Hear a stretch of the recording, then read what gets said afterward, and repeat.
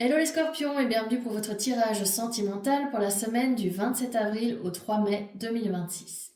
Alors avec la carte du départ qui provient du grand oracle de l'amour et qui est l'énergie principale de cette semaine, on nous parle clairement d'une prise de distance par rapport à une situation sentimentale qui est devenue trop lourde. Alors pour certains ou certaines d'entre vous, ça peut simplement être une prise de recul. Pour d'autres, on va parler clairement de rupture ou en tout cas du fait de quitter une situation qui n'avance plus ou qui ne vous nourrit plus. Alors on va voir comment les autres énergies de ce tirage peuvent éclairer ce message. Donc ici, en dos de deck, on a la tour qui est clarifiée par l'as d'épée. Alors la tour, c'est la carte qui nous parle d'un choc, d'une révélation, d'un déclic. Ça peut être quelque chose de physique, un événement qui va se produire, auquel vous ne vous attendez pas et qui va provoquer justement cette forme de déclic. Ou alors une prise de conscience intérieure, un déclic qui se fait intérieurement chez vous. Et l'as d'épée, elle nous parle, cette carte, de clarté, de vérité, de prise de décision.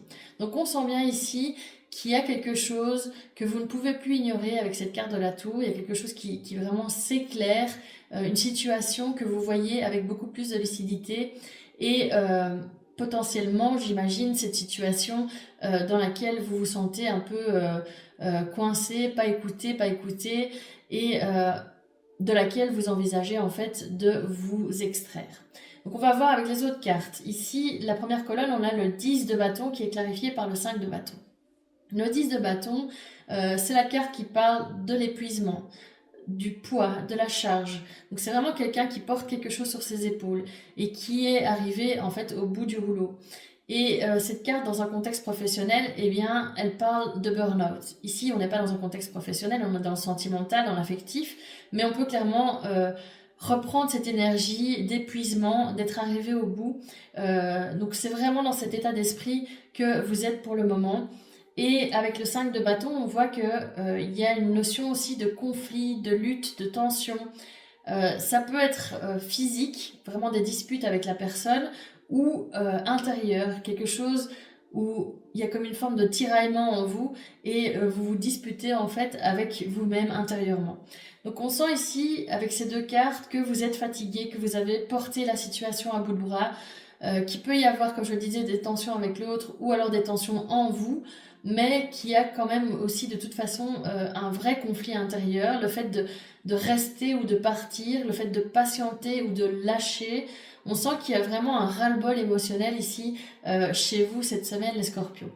Ensuite, avec le 3 de bâton clarifié par le valet de bâton, le 3 de bâton, c'est la carte de la projection, de l'anticipation. C'est vraiment l'idée de regarder, de se projeter et de regarder l'horizon. Le valet de bâton, lui, il nous parle de nouveauté, de passion, de motivation aussi. Donc, si on combine ces deux cartes, on voit qu'il y a une forme de... Avec cette prise de conscience, en fait, il y a une envie de faire bouger les choses avec ce valet de bâton. Il y a une envie de retrouver une forme de désir, une forme d'élan, de spontanéité, ou simplement aussi de faire avancer une relation qui est probablement au point mort, ou en tout cas qui ne vous amène plus ou ne vous amène pas ce que vous recherchez chez quelqu'un. Et enfin, avec le cavalier, pardon, je vais y arriver, de pentacle inversé clarifié par le cavalier de bâton. Là, on nous parle, le cavalier de pentacle, quand il est inversé, c'est vraiment la carte de la stagnation, de l'immobilisme, de la lenteur. Déjà, de base, le cavalier de pentacle, c'est le cavalier le plus lent de tous les cavaliers, mais quand la carte elle est inversée, on appuie sur cette énergie de lenteur et on voit vraiment qu'il y a un immobilisme, une situation qui est au point mort, qui n'avance plus.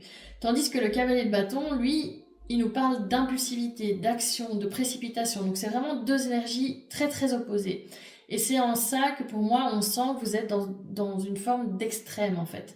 Vous avez deux pôles en vous, et c'est peut-être ça aussi qui crée les conflits intérieurs chez vous, c'est que vous êtes dans cette idée de soit continuer à attendre une situation qui stagne, ou alors prendre une décision, mais peut-être de manière très rapide, ou sous le coup d'une impulsion, d'une frustration, et donc vous êtes vraiment en train de jongler entre ces deux énergies, et le défi pour moi cette semaine, pour vous en tout cas, ça va être de reprendre votre pouvoir sans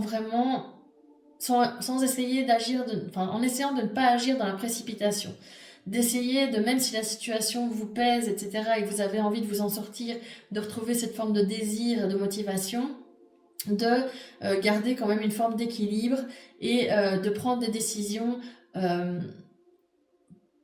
pas sous le coup de l'impulsivité ou d'une frustration, mais vraiment de prendre des décisions de manière réfléchie. Donc pour moi, si je devais résumer votre tirage des scorpions, je dirais que cette semaine, vous ouvrez enfin les yeux sur une situation qui vous vide clairement de votre énergie et que maintenant, vous avez deux choix qui s'offrent à vous.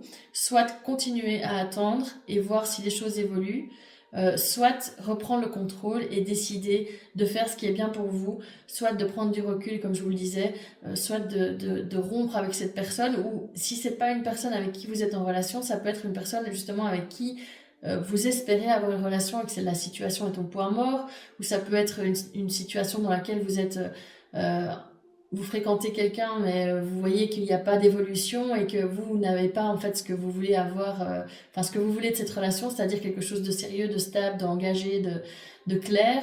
Donc il y a plein de possibilités possibles, envisageables par rapport au type de relation qui est la vôtre. Mais en tout cas, on sent qu'il y a vraiment cette énergie de ras-le-bol, cette prise de conscience et cette idée de repartir sur de meilleures bases, que ce soit avec ou sans cette personne.